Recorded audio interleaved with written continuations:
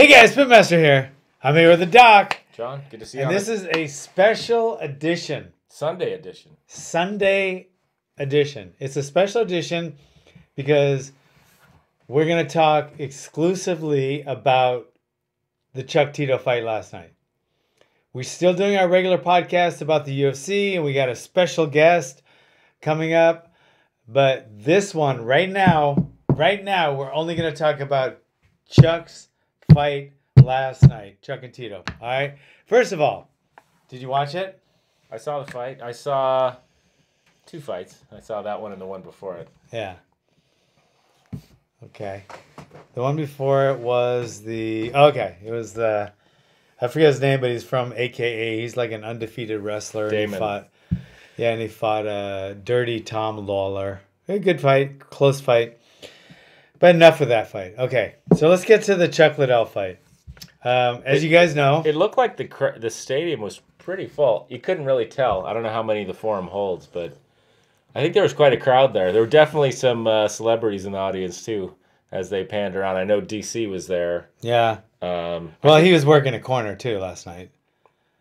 Yeah, I think that wrestler. Wrestler was one of his guys. Yeah, and then I saw some in the. Plus, it was at the Fabulous Forum, which is a iconic Coliseum type arena in LA. It's like in Inglewood, California. That's a suburb of LA, and it is known for its unbelievable fights. The 70s, the 80s, the best fights were at the Fabulous Forum. It was unbelievable.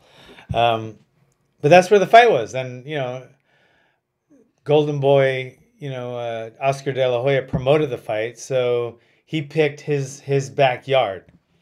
So it was a really good venue, I thought. I thought it was a perfect venue. I wish it was in Vegas, even though I didn't go. But, I mean, to be honest, I was offered tickets to go. I was offered a ride. I was offered a hotel to go. I didn't want to go. I was going to work Chuck's corner. He actually, said that I was, he wanted me in his corner in a couple of interviews before the fight was even like really set in stone. And then when it was, he said he wanted me to work his corner and come down to work with him. But it just never happened. It just, for whatever reason, a lot of reasons, but it didn't happen.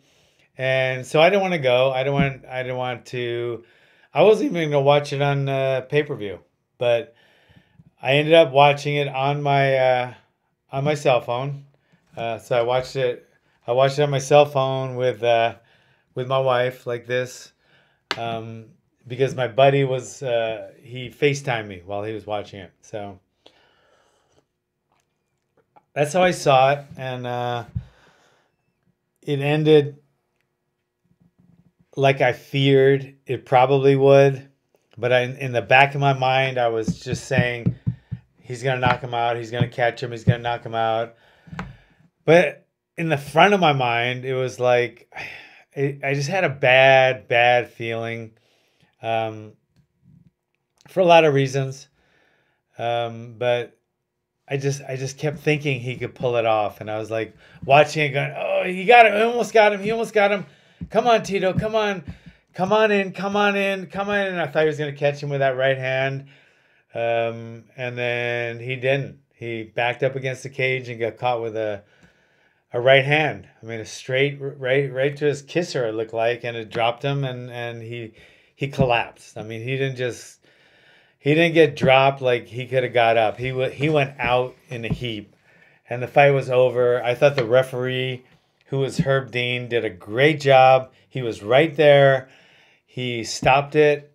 He was perfect. I mean, he protected Chuck. My heart just sank. I got a knot in my stomach. But then I just thought, okay, now this is it. He's not going to do this again. He's not going to be.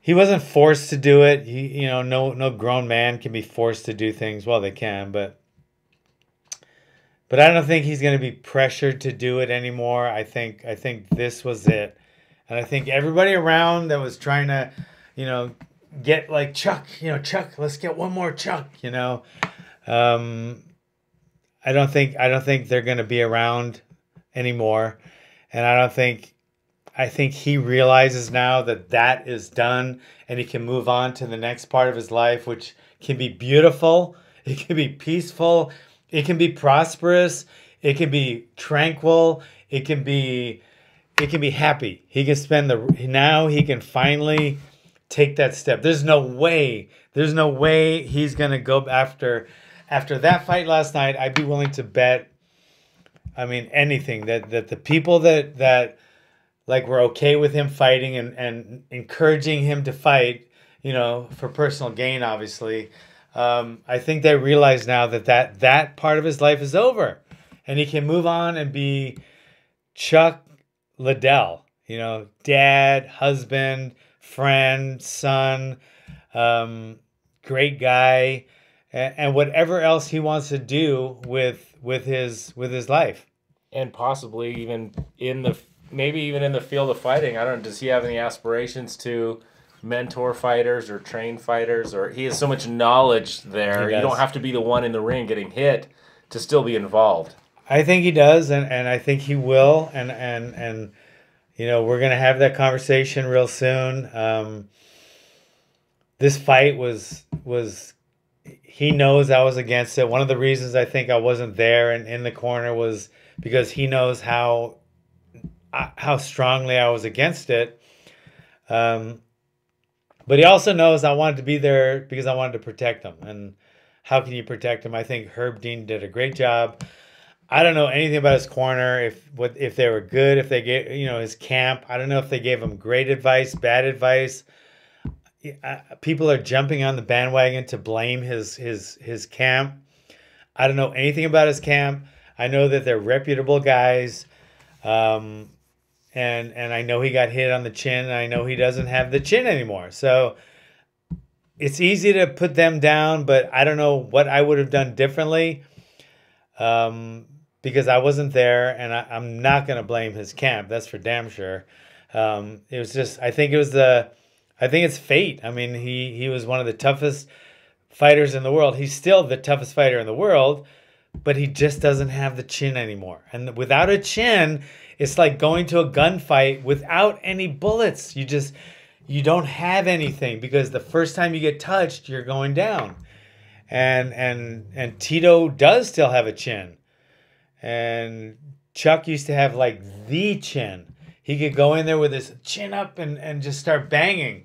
My biggest thing with Chuck, training him for a fight, probably with all the strategies and everything, the biggest thing I had to keep telling him was, keep your chin down. I even like bought little things where like he would just, put it right here, and he would shadow box like this so he could practice keeping his chin down.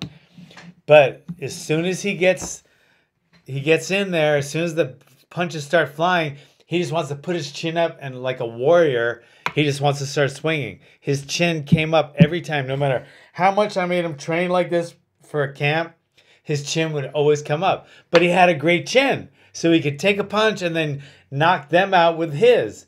But now he can't do that anymore, and he's never been a really fast guy or a really agile guy. He was the guy that was in front of you banging.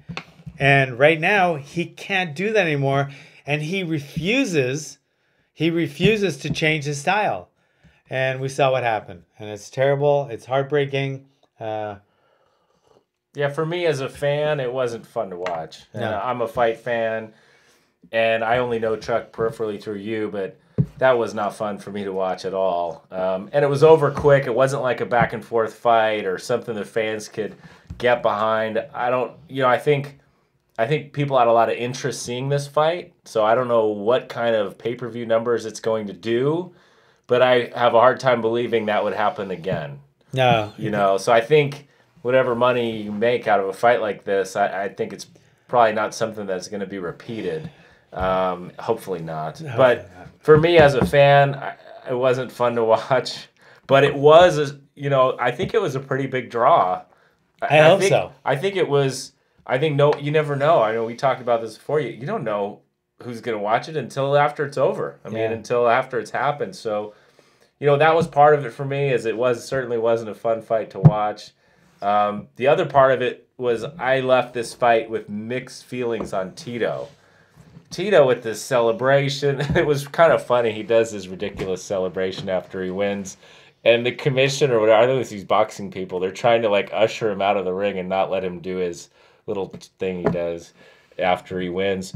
But he celebrated like it was this, I don't know, like it was some kind of war, like he won. For me, it wasn't. But then also afterward, so I was kind of mixed on my feelings about Tito because part of it was kind of a little ridiculous, his celebration and everything.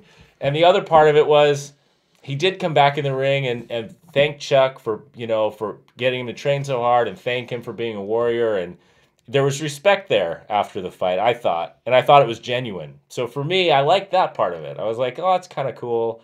And then part of it was kind of like, well, that's kind of douchey. So like I had mixed feelings at the end of that fight about Tito. Obviously, he looks like he trained his ass off for the fight. So coming away from that, as a Chuck Liddell fan, I thought Tito got some points for how he handled himself partially, at least behind the microphone after the fight. Yeah, but I mean, to be honest, like when Chuck does this after he knocked out Tito, I mean, that's his celebration. Yeah. Tito did that stupid like bearing thing. He does like his digging It's thing. just so long that it's kind of ridiculous. I know it was. It always has been. I don't know why they didn't let him do it. I mean, that was his. And to me, it was a big deal. I mean, Chuck knocked him out twice, and then Chuck's always had his number.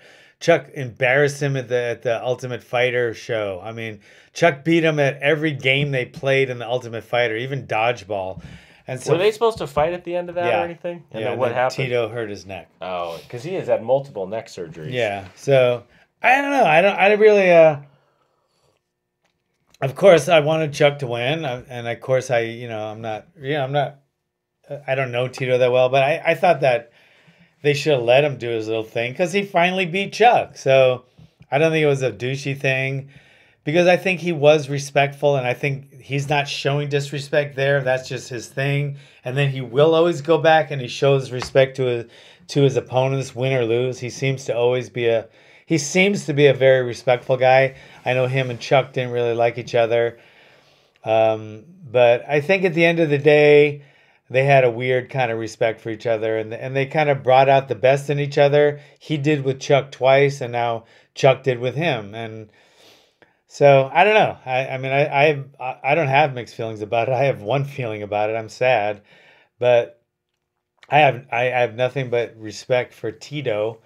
I really do, and I have nothing but love for Chuck and respect. But I just hope he's never gonna fight. If you're watching this, Chuck, I love you, bro, but you're never gonna fight again. We're gonna. Your life is gonna be so much better now. Just relax. And when he after getting ready for this fight, he kept saying, well, I wasn't really ready to end. Well, I mean, he kind of lost 5 in a row and got KO'd 4 times. I love him to death, and I just, his chin was long gone. So when he says he wasn't ready to retire, he was. I mean, he was ready then, and he's really ready. He's overcooked now, ready to retire. So it's just time to just move on, and there's so many other things he can do. He's, I mean, I don't know all his numbers, but I'm 99% sure that he's financially fine, and he's got a beautiful family, and he's got he's still a celebrity. And look at Ali. I mean, Ali was a celebrity all the way till he passed away, and look at Mike Tyson. Mike Tyson is made a huge comeback. He's doing speaking engagements. He has a stand-up routine. I think Chuck is going to be just fine. I would love to see Chuck follow in Brendan Schaub's footsteps. I love what Brendan Schaub has done after his fight career. I mean, he was not nearly as successful as Chuck or as famous as Chuck or as much of a celebrity, but he is now because of his after fight mixed with his fight career. I mean, he's a very successful stand-up comedian. He has a huge podcast. He's just a celebrity. And so I would love to see Chuck follow something like that.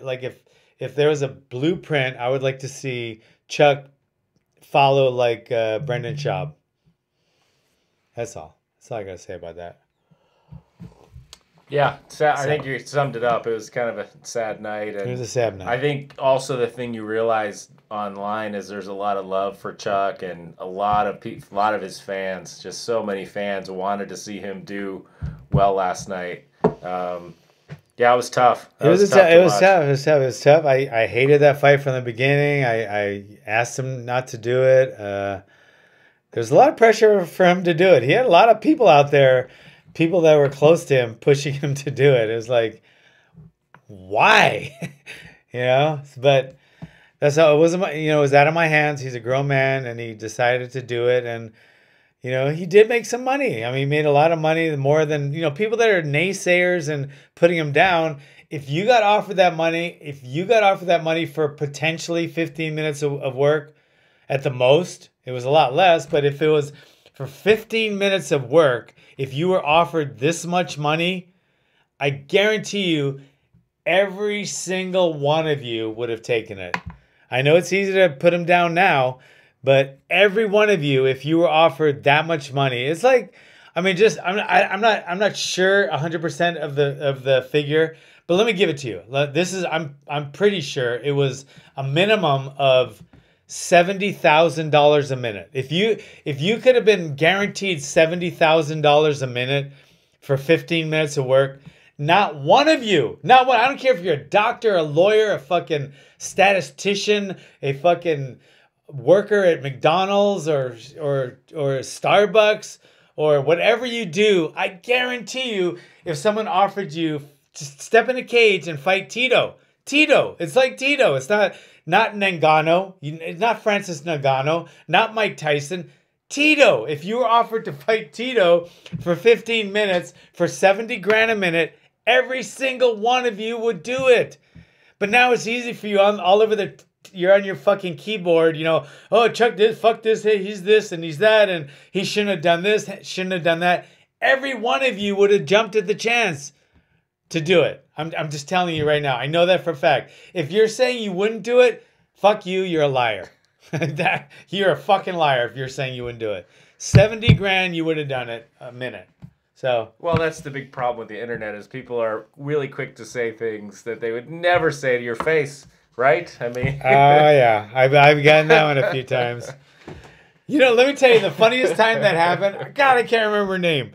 This was when the forums first came out. All these Chuck's texting me. Okay, I love that guy. Let me just tell you before I go to my story, Chuck is the most family-oriented, loving, sensitive, and generous family man that I know. I can't think of anyone that is more. It's just like the things he's sacrificed and done for his family is like, it's craziness. It's craziness. It's nuts. But let me tell you this story about we were on forums. This was like the old underground. You guys remember the underground, the MMA underground? Anyway, there's this chick that was on there, and she was actually a pro fighter. I forget her name, but I was like trashing her. You're a girl. You're just a girl. And I was kind of messing with her because it was pissing her off so much. Yeah, girl fighters, you can never fight a guy. I was just messing with her. She was from the East Coast. One of my guys had a fight at the Mohegan Sun. The Mohegan Sun. In Connecticut. So I'm there. I'm in the arena, and we're like going. It's like the pre-fight festivities. I think it was like the weigh-in or something. I get a tap on my shoulder, and I turn around and I half recognize her. It was that girl. She goes, "Yeah, I'm so and so. Yeah, you've been saying all that shit to me." I was like, "Oh shit." Guess what? I was a keyboard warrior because I backed down. I was like, I'm sorry. I'm so sorry I said that. Please forgive me. That's a keyboard warrior. I didn't know this story was going to turn into you being the internet troll. Oh, God, I was. It was funny because she got right in my face. Like, she was right in my face. I was like, I'm sorry. I didn't mean it. I didn't think I'd ever meet you. So I said a lot of things about you on the internet. Because I didn't think I'd ever have to meet you face to face. That's what all you guys are. You're like I was. Don't do that. You learn. I learned my lesson. Yeah. I learned my lesson. So anyway, guys, Remember, Chuck's a guy. He's a father. He's a son. He's a husband. He's a friend to many. He's a giving, caring person, and he just lost the fight. Not the end of the world. He'll be back, but don't hate on him, guys, and don't hate on Tito either. Tito's a father and a son and a husband, and he's a good guy too. They're out there, doing what they do. They're out there chasing their passions. They're doing things that 99.99999% of the male population would never do. You would never do it. But they're doing it. And sometimes they're going to get knocked out. Sometimes they're going to win by knockout. Sometimes they're going to lose by decision. It doesn't matter. At least they're fucking doing it. And they're willing to put their money where their mouth is. And they're taking all the risks. So anyway, I love you, Chuck. You did a good job, Tito, but I love you, Chuck, and I'll talk to you next week. We got some things to talk about, and you're still a fucking legend, a hero, and a warrior. I totally agree. And we got another podcast coming up this week with a guest, so check it out. All right, John. Thanks.